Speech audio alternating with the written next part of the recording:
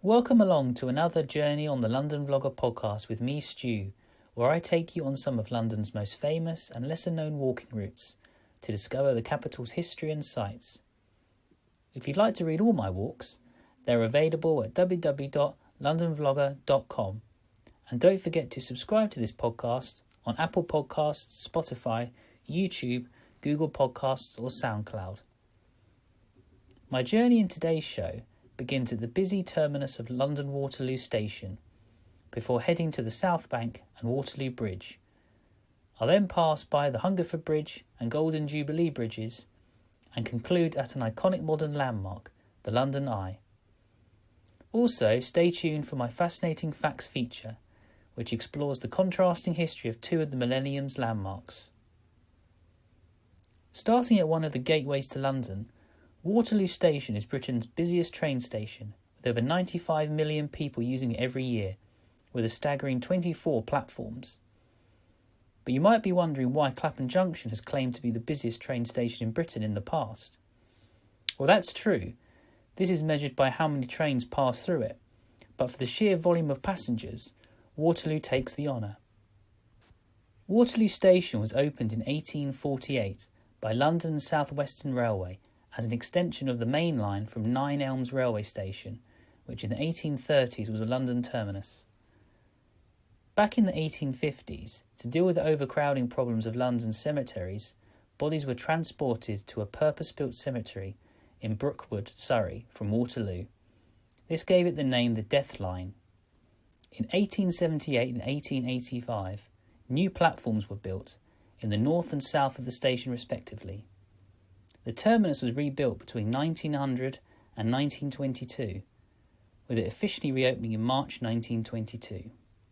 It took nearly 100 years for the roof to be refurbished, happening between 2001 and 2003. Until it was moved to St Pancras in 2007, the Eurostar service ran from Waterloo Station, which began in 1994. Interestingly, French passengers weren't happy about arriving in London to a station which reminded them of the French's defeat at the Battle of Waterloo. Incredibly, one French politician went so far as to write a letter to the Prime Minister, Tony Blair, to demand it changed its name, but to no avail. The terminus today covers an area of 24.5 acres, with the roof measuring 20 feet by 540 feet, with a maximum single span of 118 feet. In addition to the main line, South West trains, the underground station has the Bakerloo, Jubilee, Northern and Waterloo and City tube lines in it. One of the entrances has what is known as the Victory Arch, which is a Grade 2 listed. It was built from Portland stone between 1907 and 1922 by James Robb Scott. It represents war and peace, with the Britannia figure over the top of it bearing the torch of liberty. I'd say I prefer Waterloo to another terminus I featured on this podcast, Victoria, because it has a more open feel to it. And I love that all the platforms in Waterloo are lined up so perfectly, from platform 1 all the way to platform 24. It has a nice curved symmetry about it. Heading out of Waterloo, I join the Station Approach Road and cross over York Road. Then taking a stroll down Quiet Way, I end up at Concert Hall Approach and the Royal Festival Hall, which is one of the world's leading performance venues with a capacity of 2,500 seats, with the London Philharmonic Orchestra, the Philharmonic Orchestra, and the Orchestra of the Age of Enlightenment being notable residents. From the sound of music, I take a slight detour to the sound of water to my next destination along the Southbank, Waterloo Bridge.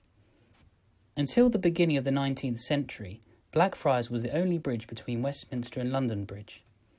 John Rennie was the engineering mastermind behind the first stone bridge, which was laid out in 1811. Originally called the Strand Bridge, it was renamed Waterloo Bridge as a lasting legacy of the victory achieved in the Battle of Waterloo and opened in 1817.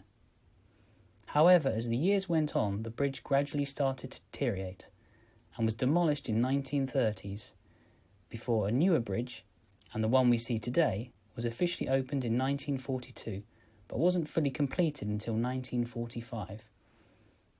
Although Waterloo Bridge is a prime tourist location, I do feel that the design is pretty bland, and it's not the most aesthetically pleasing bridge to look at, but its name and history behind it puts it up there as one of the most famous bridges in the capital.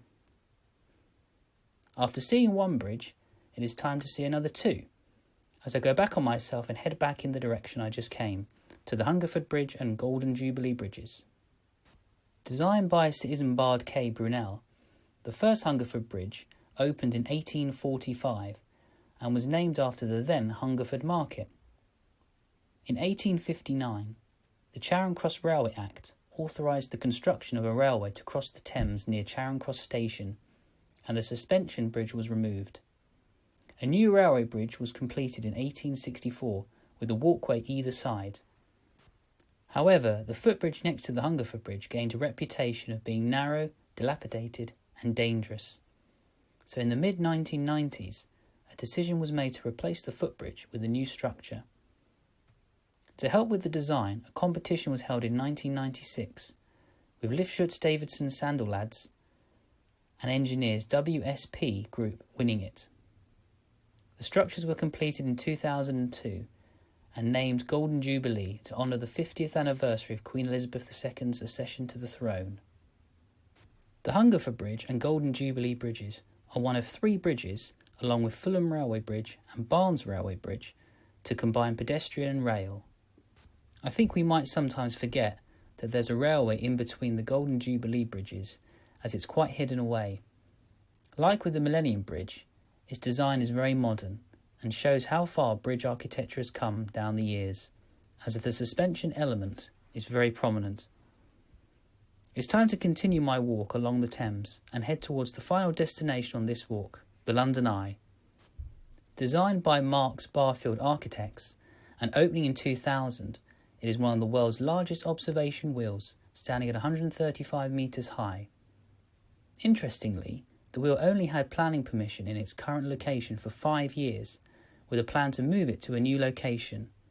However, due to its popularity, it remained, and has now become one of Britain's most popular paid-for visitor attractions, and a marvellous addition to the London skyline. It takes 30 minutes to go around the London Eye, with a view of 40 kilometres in all directions.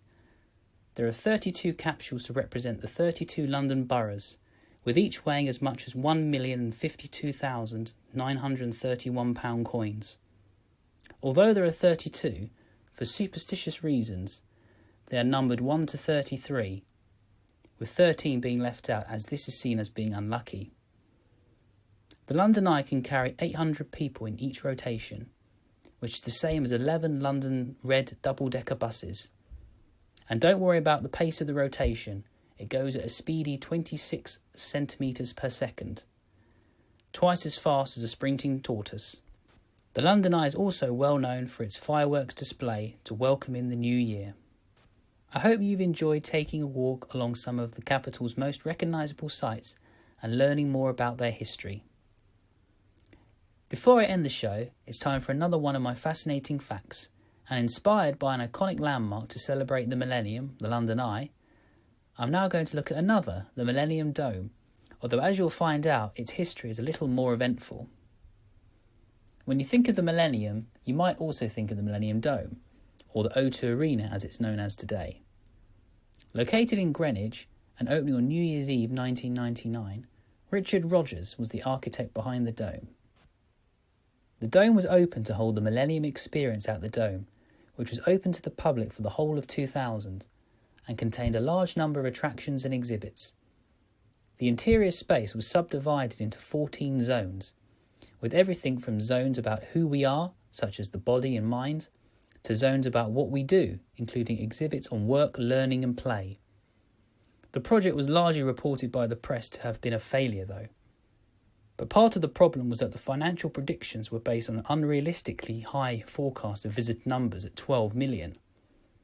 During the 12 months it was open, there was approximately 6.5 million visitors, significantly fewer than the approximately 12 million paying visitors that attended the Festival of Britain back in 1951. Unlike the press, visitor feedback was extremely positive. It was the most popular tourist attraction in 2000, second to the London Eye and third to Alton Towers. The dome was, however, still of interest to the press, the government's difficulties in selling it being the subject of much critical comment. The amount spent on maintaining the closed building was also criticised. Shortly after it closed, it was reported that the dome was costing over £1 million per month to maintain. Following the closure of the dome, some zones were dismantled by the sponsoring organisations, but much of the content was auctioned off. This included a number of artworks specifically commissioned from contemporary British artists. Despite the ongoing debate about the dome's future, the dome opened again during December 2003 for the Winter Wonderland 2003 experience. This event featured a large funfair, ice rink and other attractions. By the late 2000s, a proposal had been made for a high-tech business park to be erected under the tent area, creating an indoor city complete with streets, parks and buildings. Interestingly, the business park was actually the original 1996 proposal for the site on the peninsula, before the plans for the Millennium Dome were proposed. But the dome we know today began life in 2005 when O2 paid £6 million a year to rename it. This announcement included a major redevelopment of the site that retained little beyond the shell of the dome and transformed it into an entertainment district, including an indoor arena, a music club, a cinema, an exhibition space, and bars and restaurants. So there you go. Talk about a contrasting nature of the London Eye's history and that of the Millennium Dome. If you have any memories of visiting the Millennium Dome back in 2000, or you want to share any memories of London or stories, get in touch with me at londonvlogger@gmail.com. Or on social media, you can find me at @LondonVlogger on Facebook, Twitter, Instagram and YouTube. Well, thanks for joining me, and don't forget to subscribe to this podcast on Apple Podcasts, iTunes, Spotify, YouTube, Google Podcasts or SoundCloud. Until next time, stay safe and well, and I look forward to you joining me on more walking adventures soon.